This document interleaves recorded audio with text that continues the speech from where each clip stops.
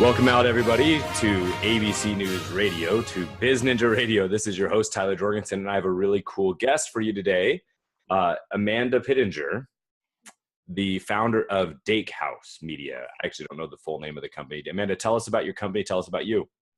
Hi, my company is Dake.House Consulting and Communications, to be technical. Although I never use the in tagline. It's kind of a mouthful. I build sales funnels and Facebook ads primarily for businesses of all sizes all over the world. It's very exciting. That is very exciting. And so have you always been an entrepreneur and a business owner? I have not always been an entrepreneur. Well, I've always been an entrepreneur, but not always a business owner. I think you're kind of born this way. I don't know. Alex Sharfin calls it the EPT, entrepreneurial personality type. I identified with that in March of this year. I didn't really know there was a name for my condition, but I guess there's a lot of us that have it. So no, I was actually a high school science teacher and tennis coach for many years before I took the plunge and decided to go out and do my own thing. That's a big jump from science teacher and tennis coach into marketing consultant. What was your first jump? I think you didn't first start by doing sales funnels. I think you first started helping with some social media. And what was the first big jump for you? The first big, I did all kinds of stuff. So looking back, not realizing that I had this label of entrepreneur as I was also an educator.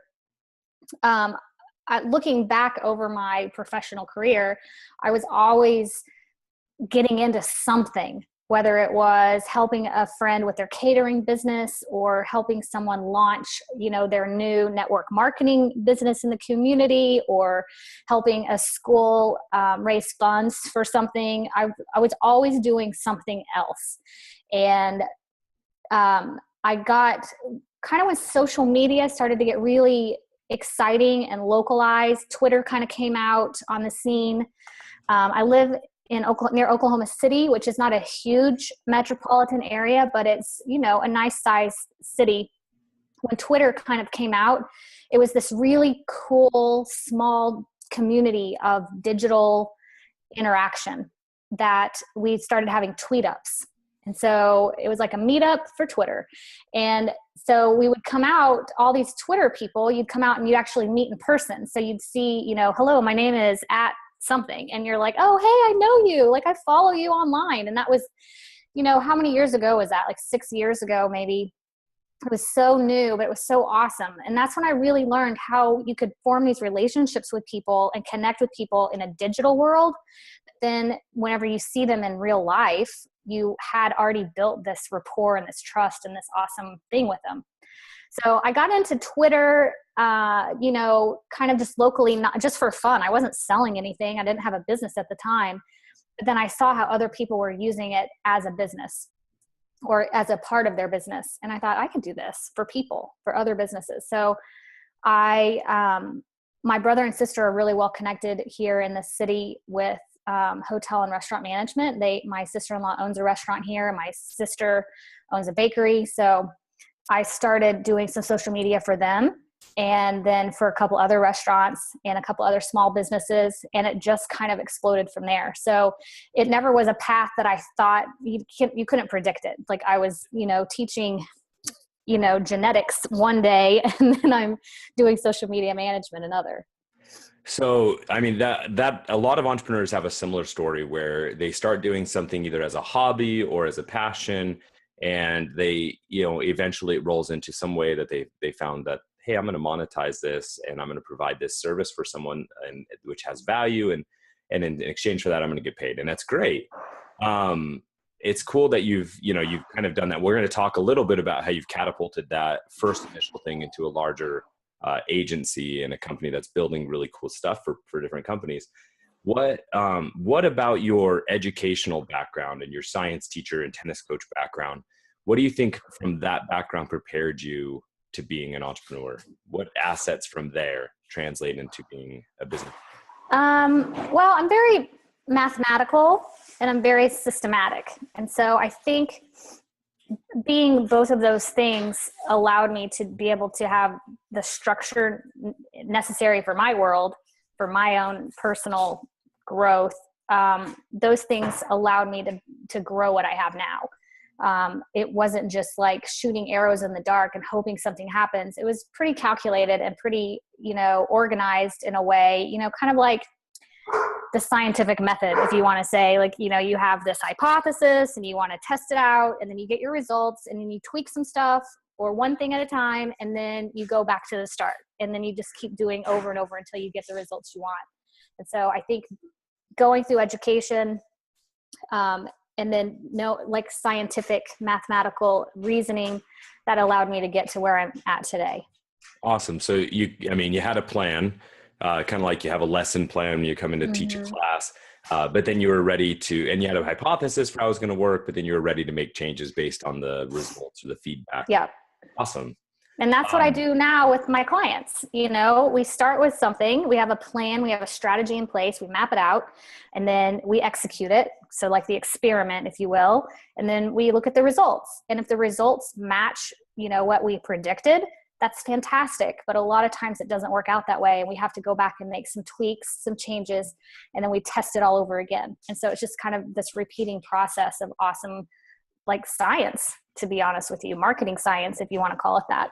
Marketing, I think absolutely. I think marketing is science. Marketing it is economics, it is statistics, it is reasoning. It's all of those things, because without enough data or without relevant data, it's just guessing, and that's not marketing, is it? Right. Yeah. So okay, so you start doing some social media stuff. You start doing some other things like that. How did it evolve into Dake.House? Well, it just happened. No, I'm just kidding. It did just kind of happen. I didn't predict any of this. I didn't plan any of this. I just kind of let it out there and let it see what happened. So a lot of things I talk about on my weekly webinars, like I was making less than $400 a week as a teacher. Okay. It's not much, right? Especially in Oklahoma, I think we're 49th in the nation of pay for educators.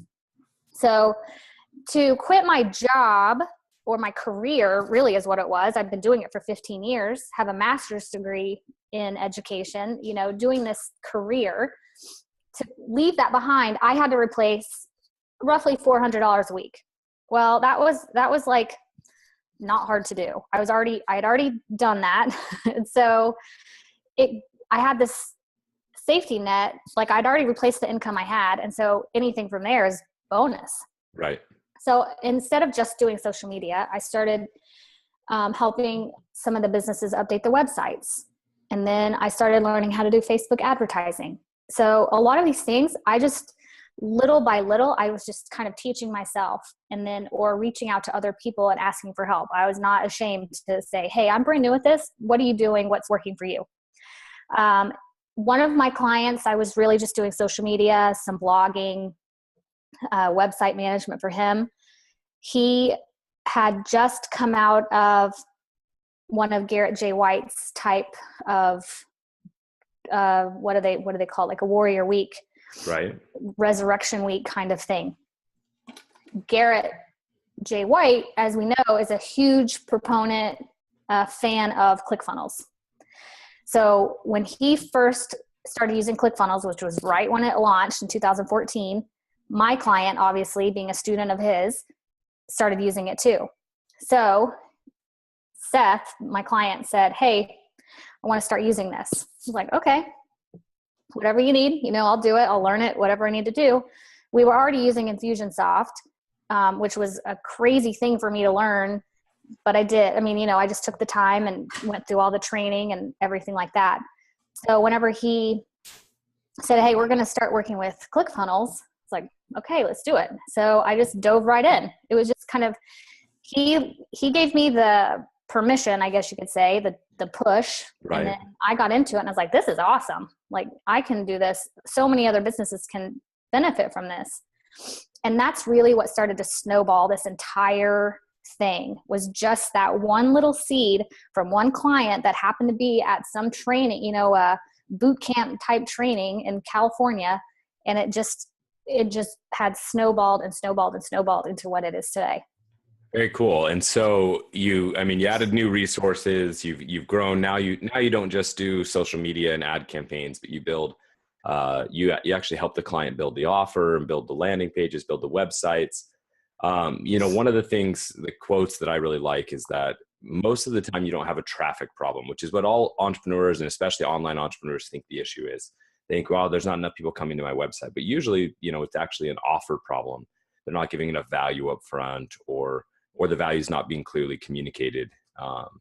And so, that's a big part of it, right? And so now you're helping people with the whole spectrum of their business and doing that. Is that right? Yes. And so I credit a lot of this to Russell Brunson and his training that he provides people, from the get-go. Like, anybody has access to this stuff. It's just a matter of what you do with it. And so I really just dove in head first with all of it. Started with the .com secrets. I didn't know what a value ladder was in October of 2014. It was a foreign language, all of this lingo. And, taking advantage of the trainings that he had to offer, becoming engulfed in this amazing community that he had organized, and then becoming certified and trained in this software really has allowed me to grow as kind of an all-around marketing coach, if you want to say that. Coach is a term that is used a lot these days. But now, I'm able to listen to a client or listen to a potential client and hear what they're trying to accomplish, and then take them through the necessary steps to get to their end goal. And that's a long way from just managing a Facebook page for a couple of restaurants.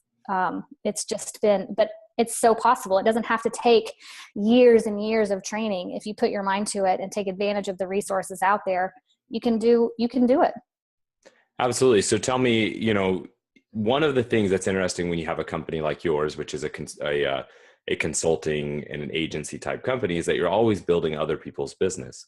But in order to do so effectively and profitably, you're also growing your business. So what's the future of Dake.House, and what are your goals?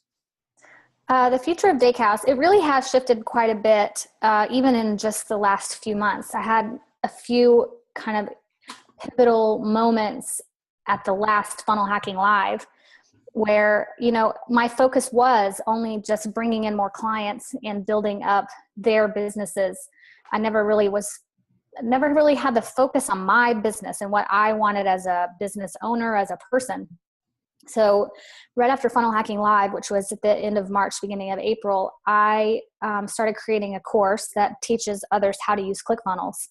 And it's an online, platform, and people can go through different modules and learn the ins and outs of ClickFunnels, but in a way that allows you just to get in and get started like I did.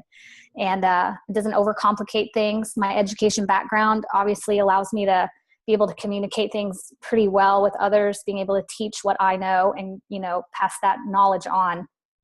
I've taken on a few private coaching clients where we do go through all phases of their business from start to finish. In fact, one of my clients right now, he's located in Australia. We just started his first Facebook ad campaign for his business. And he just started working with me in September. So that is just, 4 or 5 weeks from start to Facebook ads. And now we're trying to generate leads for this brand new business that he's created. And I got to help him through that process. So I'm learning that I love doing that. And I love strategy and just holding people accountable and getting them. I've been there. I've been the person that was just kind of stuck in this job and wanted something different. I knew there was something more. And so now I feel like that's kind of a gift that I have. And it's so enjoyable to be able to take people from that spot where they're just not very happy in what they're doing and help guide them along the way to help them reach what they're really passionate about. Awesome. What, as you've been doing all of this, you've built really cool stuff, not only for yourself, but for others. And that's one of the great things about entrepreneurship, is that it creates ripples and waves. And that as you build for yourself, those positive things that you're building, just no matter what, they're going to impact other people if you're actually building something good. And especially when you're in a service-based business, it's even faster, especially if that business is built around helping other people be better entrepreneurs, because then it's magnifying those ripples. But as you've been doing that, has it always been easy? Have you hit you just no roadblocks the whole way, right? It's been smooth sailing. Totally awesome. Totally smooth. No, I mean, easy is a frame of mind, right? So like I can say, yeah, it was so hard, or no, that was so easy. Everything could have its challenges, but I've hit a couple of hurdles, but they've all just been learning experiences that have propelled me then up to the next level. So yeah, I get stuck in my own mental blocks a lot. Working as a solopreneur, which now I've started to build a little bit of a team, but it's still just mainly me.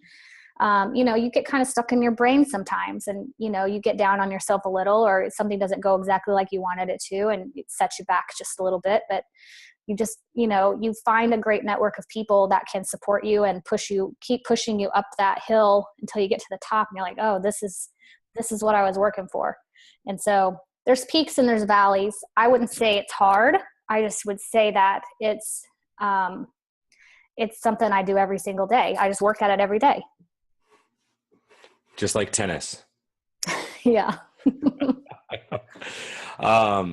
So tell me what your course is going. You're working on your course. You're working on helping other clients.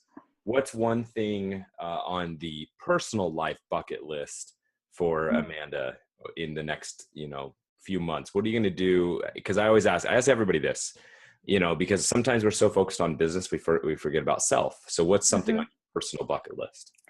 Well, right now I'm in the planning stages of a 3-week hiatus, I guess you could call it, to Italy with my 2 boys.